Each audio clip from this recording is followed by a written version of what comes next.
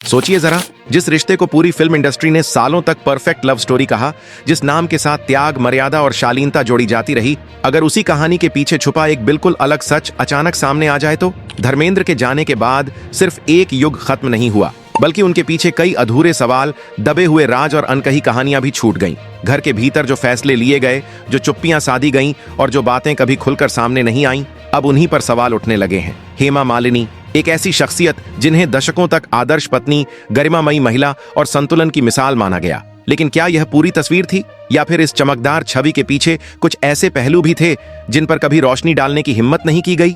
धर्मेंद्र के जाने के बाद सामने आई कुछ घटनाएं, कुछ फैसले और कुछ बयान ऐसे हैं जिन्होंने लोगों को सोचने पर मजबूर कर दिया। क्या हम जिस सच को जानते थे वह अधूरा था? वीडियो को आखिर तक देखिए, क्योंकि अंत में जो सामने आएगा वह आपको सोचने पर मजबूर कर देगा। हेमा मालिनी का जन्म 16 अक्टूबर 1948 को तमिलनाडु के एक ब्राह्मण परिवार में हुआ था। बचपन में उनका फिल्मी करियर बनने का कोई खास शौक नहीं था, लेकिन उनकी मां जया चक्रवर्ती ने तय कर लिया था कि उनकी बेटी एक दिन बड़ी हीरोइन बनेगी। मां चाहती थीं कि हेमा बड़े पर्दे पर छाए और उनकी खूबसूरती हर किसी को मंत्रमुग्ध कर दे। इसलिए उन्होंने बहुत कम उम्र से ही हेमा को डांस की ट्रेनिंग देना शुरू किया और धीरे धीरे उनकी दिशा एक्टिंग की ओर मोड़ दी। हालात ऐसे बने कि हेमा मालिनी को अपनी पढ़ाई बीच में छोड़नी पड़ी, क्योंकि मां चाहती थीं कि बेटी जल्दी से फिल्मी दुनिया में कदम रखें और नाम कमाए। स्कूल और कॉलेज की पढ़ाई पीछे रह गई और लाइमलाइट उनकी नई मंजिल बन गई। जब हेमा 12वीं कक्षा में थीं, उनकी मां ने उनकी पढ़ाई रोक दी और उन्हें चेन्नई ले जाकर डांस और एक्टिंग की गहन ट्रेनिंग दिलानी शुरू कर दी।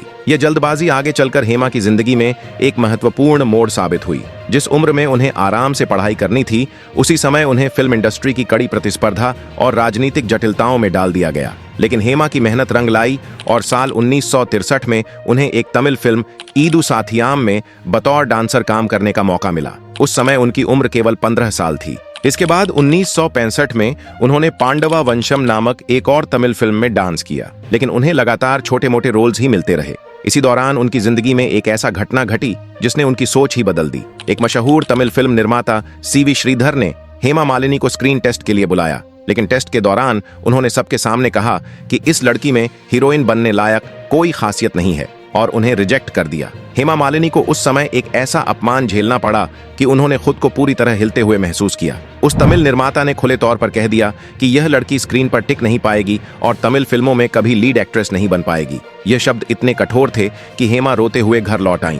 उसी दिन उन्होंने अपने आप से प्रतिज्ञा की कि अब वह तमिल फिल्मों में छोटे मोटे रोल नहीं करेंगी और बॉलीवुड में जाकर एक बड़ी हीरोइन बनकर सबको दिखाएंगी। कहते हैं, जब किस्मत आपको गिराती है, वह दरअसल आपकी उड़ान की तैयारी करती है, और हेमा मालिनी के साथ भी कुछ ऐसा ही हुआ। जल्द ही उन्हें एक बड़ा मौका मिला, राज कपूर की फिल्म सपनों का सौदागर में बतौर लीड हीरोइन काम करने का। यह 1968 की बात है और इस फिल्म ने उन्हें रातों रात स्टार बना दिया। पूरी इंडस्ट्री की नजरें अब हेमा पर टिक गईं और लोग कहने लगे कि यह लड़की तो हीरोइन बनने के लिए ही पैदा हुई है। वही तमिल निर्माता जिन्होंने पहले उन्हें रिजेक्ट किया था, बाद में मानने लगे कि हेमा मालिनी ने उन्हें गलत साबित कर दिया। इसके बाद हेमा लगातार फिल्मों में नजर आने लगी। उन्होंने शराफत, आप बीती, राजा रानी, नए जमाने जैसी कई फिल्मों में काम किया और हर नई फिल्म के साथ उनकी लोकप्रियता बढ़ती चली गई। उस वक्त बॉलीवुड के लगभग हर बड़े अभिनेता उनके दीवाने हो चुके थे। यहाँ तक कि उस समय के सुपरस्टार राजकुमार, जिन्हें एटीट्यूड का बादशाह कहा जाता था, ने भी हेमा मालिनी को शादी का प्रस्ताव दिया,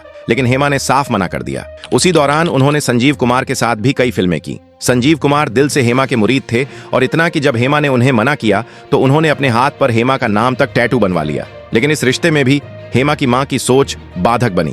उनकी मां चाहती थी कि हेमा फिल्मों में काम करती रहे, जबकि संजीव कुमार की मां की इच्छा थी कि शादी के बाद वह करियर छोड़ दें। यही वजह रही कि हेमा ने धीरे धीरे संजीव कुमार से दूरी बना ली, वरना शायद वह उनकी बहू बन ही जाती। इसी बीच बॉलीवुड में धर्मेंद्र और हेमा मालिनी की मुलाकात शोले से काफी पहले हो चुकी थी। दोनों ने कई फिल्मों में साथ काम किया और उनके बीच नजदीकियां बढ़ने लगीं। उस समय धर्मेंद्र शादीशुदा और 4 बच्चों के पिता थे, लेकिन उनके दिल में हेमा के लिए जगह बन गई। हेमा भी उनके अंदाज से प्रभावित हुई। दोनों का रिश्ता धीरे धीरे इतना गहरा हुआ कि धर्मेंद्र अपनी पहली पत्नी और बच्चों तक की अनदेखी करने लगे। इसी समय जितेंद्र भी हेमा के करीब आए। उनके परिवार को जितेंद्र एक बेहतर विकल्प लगे, क्योंकि वे सफल, आर्थिक रूप से मजबूत और शादी के लिए गंभीर थे। यहाँ तक कि हेमा और जितेंद्र की शादी की तारीख तय कर दी गई। लेकिन जैसे ही यह खबर धर्मेंद्र तक पहुंची, वह गुस्से में वहां पहुंच गए और मामला इतना बिगड़ गया कि शादी टूट गई। जिस लड़की के लिए जितेंद्र ने संजीव कुमार से दूरी बनाई थी, वही लड़की अंततः उनके हाथ से फिसल गई। इस घटना के बाद हेमा मालिनी ने जितेंद्र से पूरी तरह दूरी बना ली और धीरे धीरे धर्मेंद्र के और करीब आ गई। धर्मेंद्र का प्यार अब उनके दिल पर पूरी तरह हावी हो चुका था। इस बीच धर्मेंद्र की पत्नी प्रकाश कौर घर पर बच्चों की परवरिश में व्यस्त थी, लेकिन धर्मेंद्र की नजरें और दिल हेमा यानी बसंती पर टिके हुए थे। कहानी में नया मोड़ तब आया जब 1978 में हेमा मालिनी के पिता का निधन हो गया।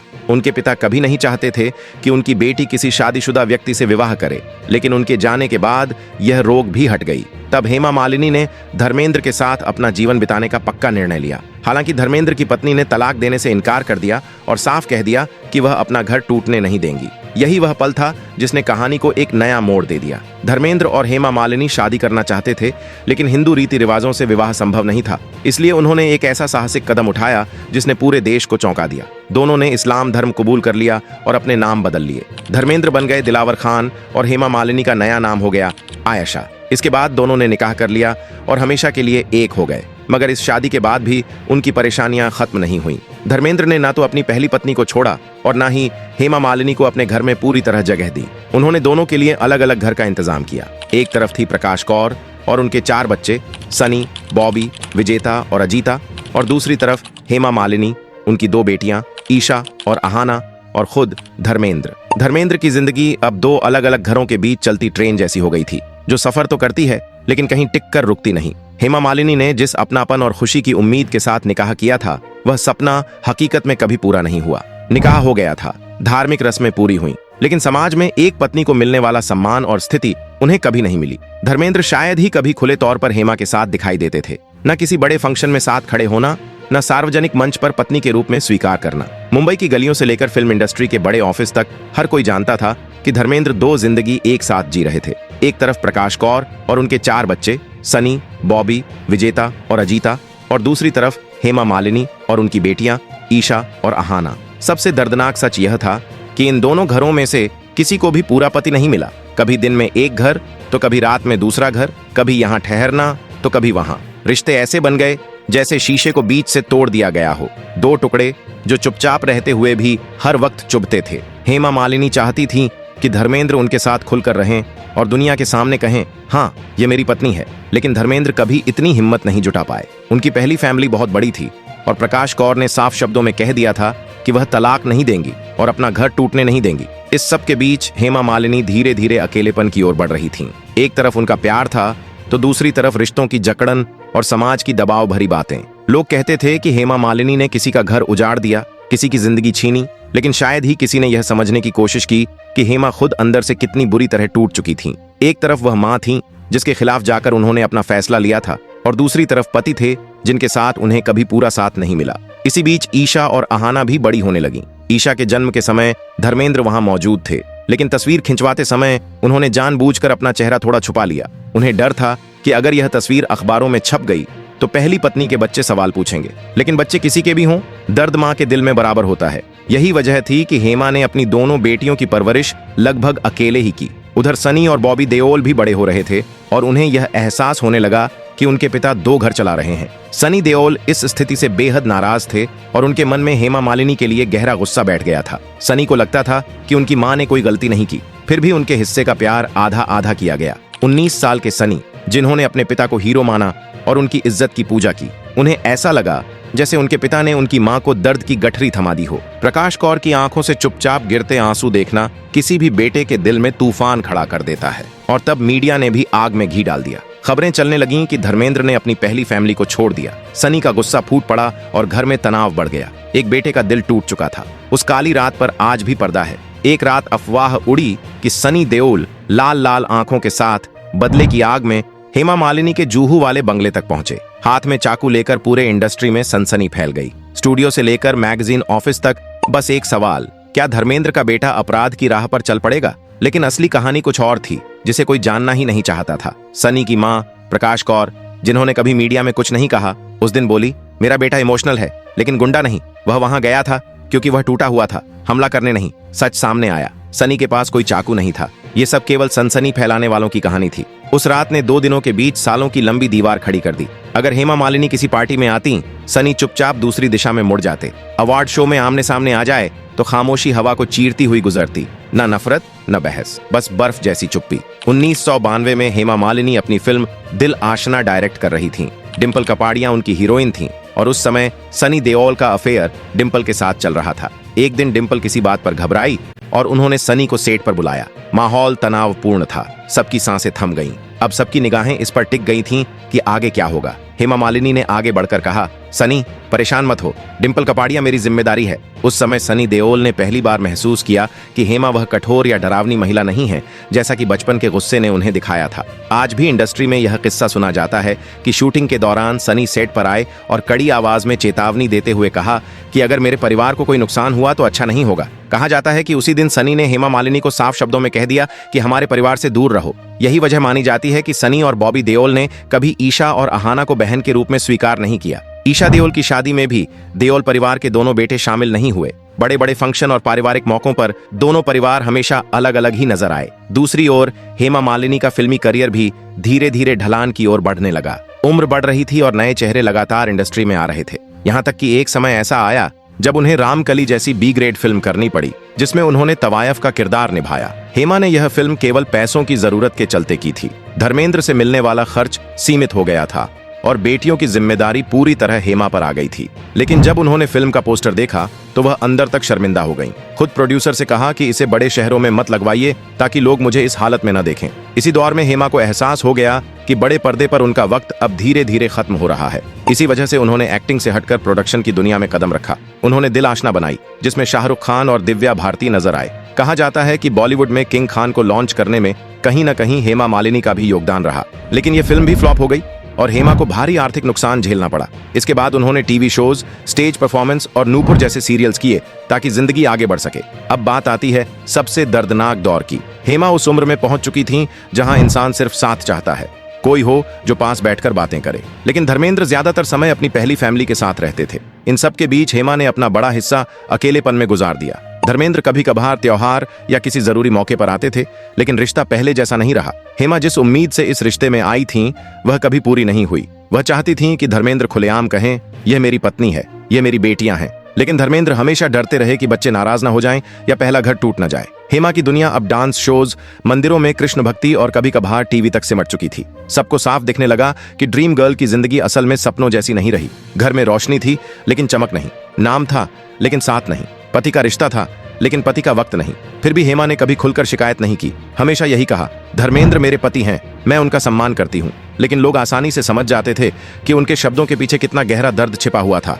सच्चाई यही थी कि धर्मेंद्र कभी पूरी तरह केवल हेमा मालिनी के नहीं हो पाए। समय के साथ जब बेटियां अपनी अपनी जिंदगी में व्यस्त हो गईं, हेमा अक्सर खाली घर में बैठकर सोचती कि यह जिंदगी कब और कैसे गुजर गई।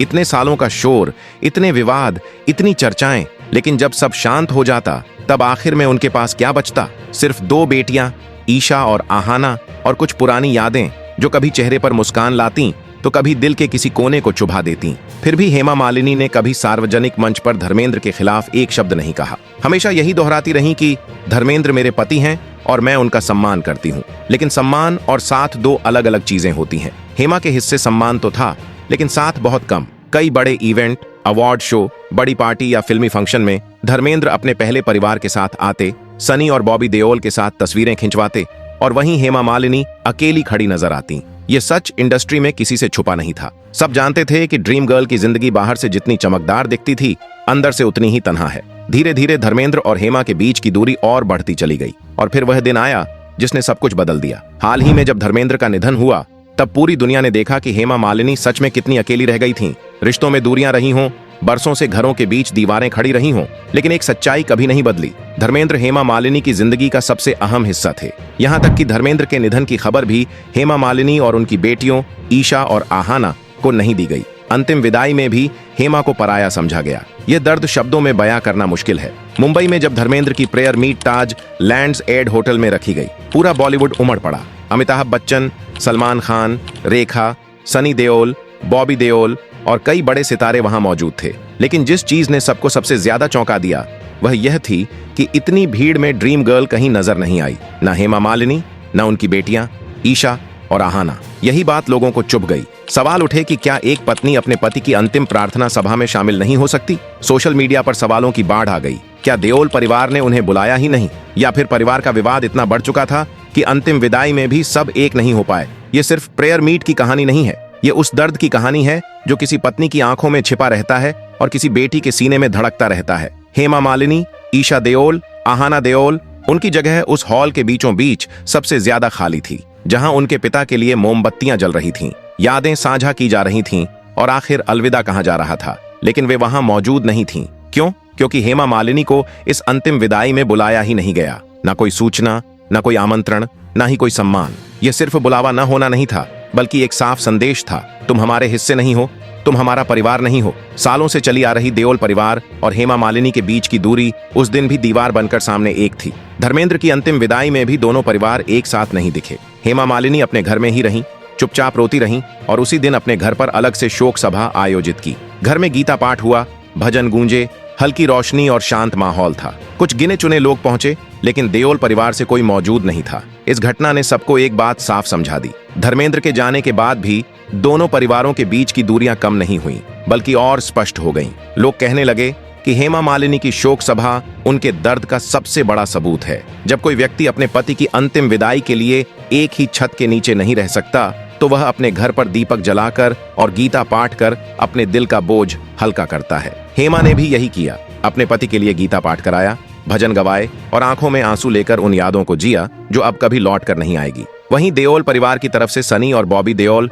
पूरे समय चुप रहे, ना कोई बयान, ना कोई सफाई। शायद उन्हें लगा कि अब कुछ कहने की जरूरत नहीं, लेकिन इसने लोगों को यह साफ बता दिया कि पुरानी रंजिशें अब भी जिंदा हैं और शायद कभी खत्म ना हो, क्योंकि जिस शख्स की वजह से यह सारी दूरियां बनी वही अब इस दुनिया में नहीं है और उसके जाने के बाद भी दोनों परिवार एक नहीं हो पाए, तो यह दूरी हमेशा के लिए दूरी बन जाएगी। इसके साथ ही धर्मेंद्र के बाद हेमा मालिनी की जिंदगी सवालों, परेशानियों और तन्हाई से भरी रह गई। लोग आज भी पूछते हैं कि आखिरकार अंतिम वक्त में दोनों क्यों एक नहीं हुए, लेकिन यह सवाल अब हमेशा अधूरा ही रहेगा, क्योंकि इसका जवाब देने वाला व्यक्ति अब इस दुनिया में नहीं है। सोचिए, एक पत्नी जिसने अपने जीवन का सबसे सुंदर, सबसे कठिन और सबसे निजी हिस्सा एक आदमी के साथ बिताया, जिसने कई रिश्ते तोड़े और 4 बच्चों के पिता से अलग होकर नया रिश्ता चुना, उसी आदमी की अंतिम विदाई में हेमा के लिए कोई जगह नहीं थी। 2 बेटियां, ईशा और आहाना, जिन्होंने अपने पिता को सब कुछ माना, अंतिम अलविदा देने का हक भी नहीं पा सकी। कितनी अजीब और दर्दनाक विडंबना है। दुनिया कहती रही कि धर्मेंद्र महान इंसान थे,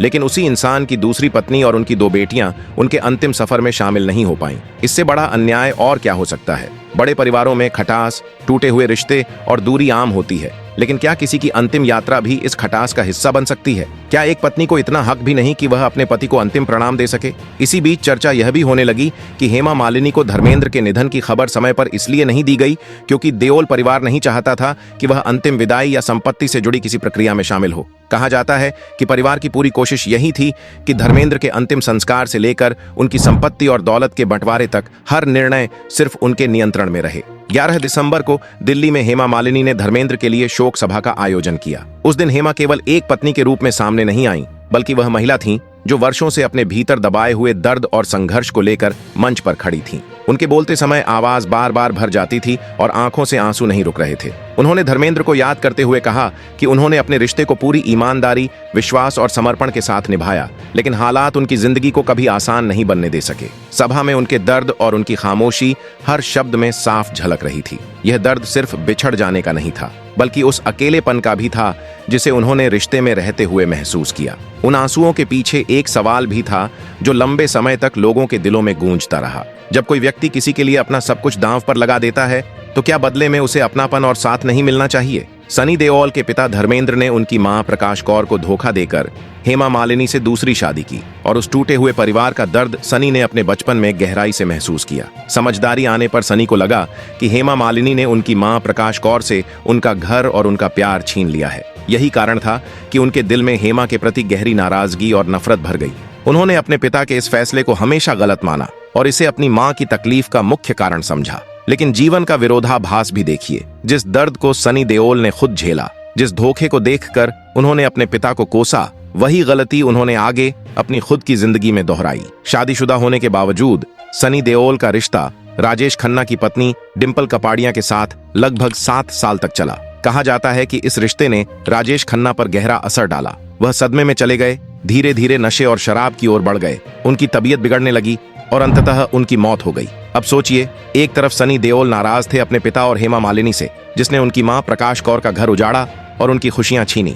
दूसरी तरफ वही सनी देओल शादीशुदा होने के बावजूद किसी और की पत्नी के साथ लंबे समय तक रिश्ता बनाए रखे, जिससे एक और घर टूट गया और एक और इंसान दर्द में बिखर गया। ये सवाल उठता है, क्या सनी देओल ने कभी यह महसूस किया कि जिस दर्द से उनकी मां प्रकाश कौर गुजरी, वही दर्द किसी और को देना भी उतना ही गलत है? इंसान अक्सर दूसरों की गलती तुरंत देख लेता है, लेकिन जब वही गलती अपने जीवन में होती है तो आंखें बंद कर देता है। सनी देओल घर के बड़े बेटे, जिम्मेदार और परिवार को संभालने वाले होने के बावजूद कभी भी इस रिश्ते को स्वीकार नहीं कर पाए। उन्होंने हमेशा हेमा मालिनी को अपने और अपने परिवार से पराया ही माना। सालों तक यही दूरी बनी रही, यही खामोशी कायम रही और यह अनदेखी लगातार चलती रही। कहा जाता है कि सनी देओल ने अपने भीतर के दर्द और नाराजगी को इतनी गहराई तक मजबूत कर लिया था कि उनके सामने किसी भी तरह की समझौते या संवाद की गुंजाइश ही नहीं बची। शायद इसी वजह से हेमा मालिनी को बार बार यह एहसास कराया गया कि वे इस परिवार का हिस्सा नहीं है। इसी कारण सनी देओल ने हेमा मालिनी को धर्मेंद्र की प्रेयर मीट में भी आमंत्रित नहीं किया। बेचारी हेमा मालिनी और उनकी दो बेटियां ईशा और आहाना इस अकेलेपन को कोई समझ नहीं पाया, कोई देख नहीं सका। 45 साल हेमा मालिनी ने ऐसे रिश्ते में गुजारे जहां प्यार था, नाम था, लेकिन पूरा साथ कभी नहीं मिला। उन्होंने कभी किसी से शिकायत नहीं की, न कोई इल्जाम लगाया, बस चुपचाप खामोशी में सहती रहीं। दिन में धर्मेंद्र उनके साथ रहते और रात आते ही अपनी पहली पत्नी प्रकाश कौर के पास लौट जाते। ऐसी जिंदगी 45 साल तक कौन जी सकता है? हर रात एक औरत का खुद को अकेला पाना, खुद से सवाल करना। हेमा ने सब सहा। उन्होंने शायद अनगिनत रातों में रोया होगा, लेकिन आंसू दुनिया को कभी दिखाई नहीं दिए। प्रकाश कौर के पास सब कुछ था, पति, बेटे, बेटियां, पोते पोतियां और एक पूरा भरा परिवार। लेकिन हेमा के हिस्से में आई सिर्फ उनकी दो बेटियां और वो रातें जो आंखों, दर्द और खामोशी से भरी हुई थीं।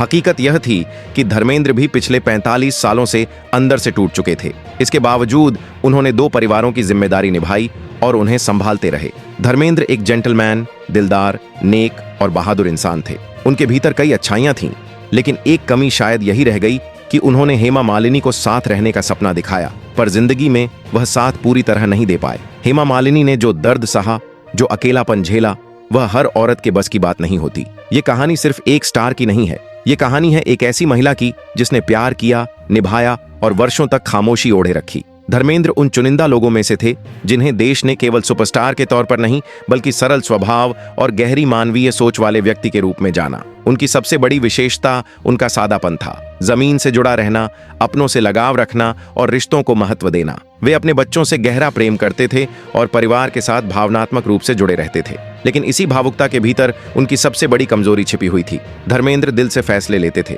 पर उन्हें आखिरी मुकाम तक ले जाने की स्पष्टता और साहस कई बार नहीं मिलता था। दो परिवारों के बीच उलझे धर्मेंद्र किसी एक सच्चाई को पूरी मजबूती से स्वीकार करने के बजाय परिस्थितियों को समय के हवाले छोड़ते चले गए। यही अधूरे फैसले धीरे धीरे बोझ बन गए और कई रिश्तों को अंदर ही अंदर कमजोर कर दिया। कहा जाता है कि जब धर्मेंद्र नहीं रहे तो उनके जाने से सिर्फ एक व्यक्ति की कमी नहीं हुई, बल्कि परिवार को संतुलन में रखने वाली आखिरी कड़ी भी टूट गई। उनके रहते जिन रिश्तों में किसी तरह का तालमेल था, वह उनके जाने के बाद और बिगड़ गया। धर्मेंद्र के निधन के बाद हेमा मालिनी पूरी तरह टूटती चली गईं। बार बार यही कहती रहीं कि उन्होंने अपनी पूरी जिंदगी बस इंतजार किया। इंतजार की शायद एक दिन धर्मेंद्र पूरी 100% तरह उनके होंगे। इंतजार की शायद एक दिन वह दुनिया के सामने कहेंगे, हाँ, यही मेरी पत्नी है। इंतजार की शायद वह दोनों बेटियों के साथ पूरा समय बिताएंगे। लेकिन यह इंतजार उनके जीवन की आखिरी सांस तक केवल इंतजार ही बनकर रह गया। अब सवाल यह उठता है, हेमा मालिनी के साथ हुई यह नाइंसाफी आखिर कितनी बड़ी थी? क्या यह सिर्फ हालातों का खेल था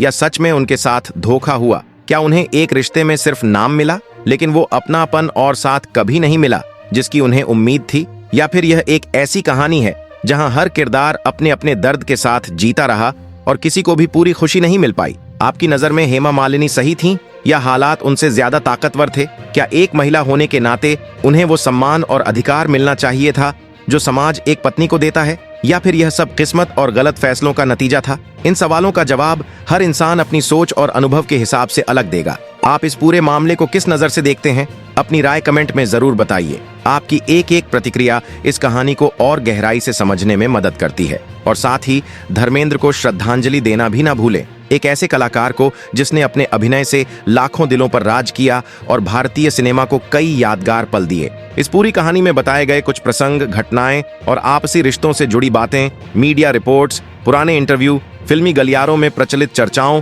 और लोगों की धारणाओं पर आधारित हैं। धर्मेंद्र, हेमा मालिनी, सनी देओल, प्रकाश कौर, ईशा देओल और आहाना देओल में से किसी ने भी कई बातों पर कभी सार्वजनिक रूप से आधिकारिक पुष्टि या लिखित बयान नहीं दिया है। विशेष रूप से प्रेयर मीट में न बुलाए जाने, सूचना देर से मिलने, पारिवारिक फैसलों, संपत्ति से जुड़े इशारों, निजी बातचीत, भावनात्मक टकराव और कथित मतभेदों को लेकर कोई कानूनी या आधिकारिक दस्तावेज सामने नहीं आए हैं। यह भी स्पष्ट किया जाना जरूरी है कि कुछ घटनाएं समय के साथ मीडिया द्वारा बढ़ा चढ़ाकर पेश की गई हो सकती हैं या अलग अलग नजरिए से समझी गई हों। यह वीडियो किसी व्यक्ति, परिवार या रिश्ते को दोषी ठहराने के उद्देश्य से नहीं, बल्कि वर्षों से चली आ रही एक जटिल और संवेदनशील पारिवारिक कहानी के भावनात्मक पक्ष को सामने रखने के लिए बनाया गया है। सच्चाई क्या थी, ये पूरी तरह सिर्फ वही लोग जानते हैं जो इस कहानी का हिस्सा रहे।